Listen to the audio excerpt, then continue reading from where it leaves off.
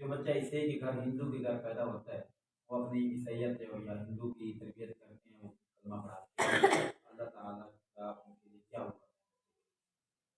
محترم سامعین کرام، قاری صاحب کا سوال یہ ہے کہ جو بچہ مسلمان کے گھر میں پیدا ہوتا ہے، اس نے کلمہ پڑھ لیا لا الہ الا اللہ محمد رسول اللہ اور نبی کریم صلی اللہ علیہ وسلم کی ذات گرامی سے، تو جو بچہ عیسائی کے گھر میں پیدا ہوتا ہے، یہودی کے گھر میں پیدا ہوتا ہے، قادیانی کے گھر میں پیدا ہوتا ہے یا شیعوں کے گھر میں پیدا ہوتا ہے، تو آیا اس کو تربیت اپنے ماں باپ جو ہے اس مذہب کے مطابق کریں گے جس مذہب کو وہ فالو کرتے ہیں؟ تو آیا اس بچے کا قصور ہے یا نہیں ہے، اور اللہ رب العزت کا کیا حکم ہے اس بچے کے لیے؟ دیکھیں، سب سے پہلے ہم اس چیز کو مد نظر رکھیں گے جو جناب نبی کریم صلی اللہ علیہ وسلم نے ارشاد فرمایا۔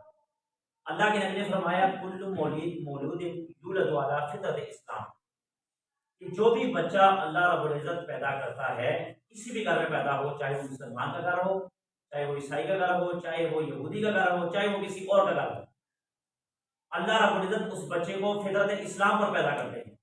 فطرت اسلام پر کہنے کا مقصد یہ ہے کہ اس کو پتہ ہوتا ہے اللہ اور اس کی رسول کی حقانیت اس کے دل میں ہوتی ہے۔